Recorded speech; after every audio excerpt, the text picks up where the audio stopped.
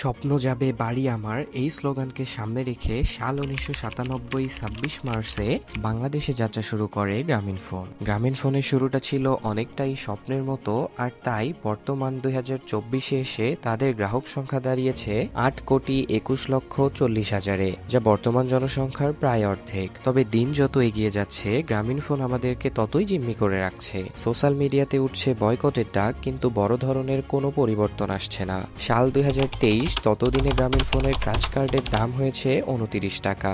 বিশেষ প্রয়োজনে কার্ড কিনতে না পারায় চেষ্টা করলাম মাইজিপি থেকে এমবি কেনার, কিন্তু একই কার্ডে যেখানে 29 টাকায় পাওয়া যাচ্ছে 500 এমবি, অ্যাপে পাওয়া যাচ্ছে 300 এমবি। আকাশচুম্বী কল রেট, অনুমোদন ছাড়াই ইন্টারনেটের দাম বাড়ানো, ইন্টারনেট প্যাকেজ হঠাৎ হারিয়ে যাওয়া, রিচার্জ সমস্যা ও মেয়াদ নিয়ে টানাটানি, এমন হাজারো সমস্যা নিয়ে জর্জরিত গ্রামীণফোন এখন আলোচনার তুঙ্গে।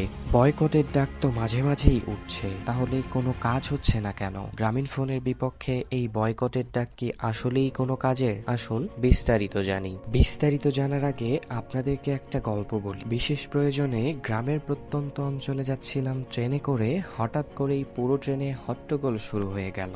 কারোর নেট চলে গিয়েছে, কারোর কল কেটে গিয়েছে, কিন্তু একজন মানুষ বেশ স্বাচ্ছন্দ্যে কথা বলে যাচ্ছিল ফোনে, এবং এই মানুষটি ব্যবহার করছিল গ্রামীণফোন।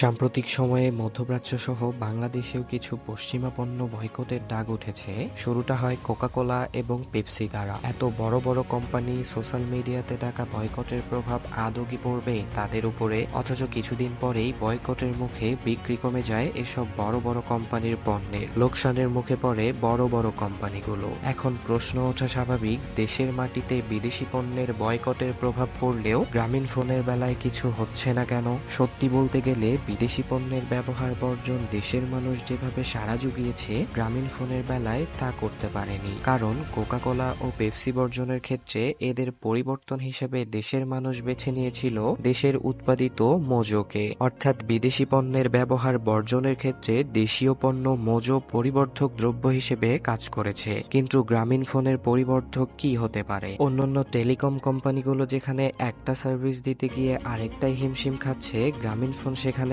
আহ্বান জানিয়েছে চলো বহুদূর। দেশের অর্ধেকের বেশি মানুষ গ্রামীণফোন ব্যবহার করছে বিশেষ সুবিধার জন্য।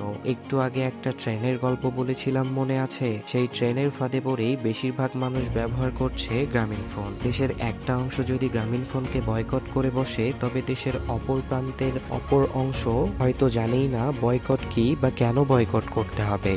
এই গ্রামীণফোনের এই বয়কট আন্দোলনকে সফল করতে হলে প্রয়োজন পড়বে শক্তিশালী বিকল্প ব্যবস্থার, যার উপর মানুষ নির্ভর করে বয়কট করতে পারবে গ্রামীণফোনকে। যতদিন পর্যন্ত গ্রামীণফোনের সমান সুবিধা নিয়ে বিকল্প ব্যবস্থা তৈরি হবে না, ততদিন পর্যন্ত আমরা জিম্মি হয়ে থাকবো গ্রামীণফোনের কাছে।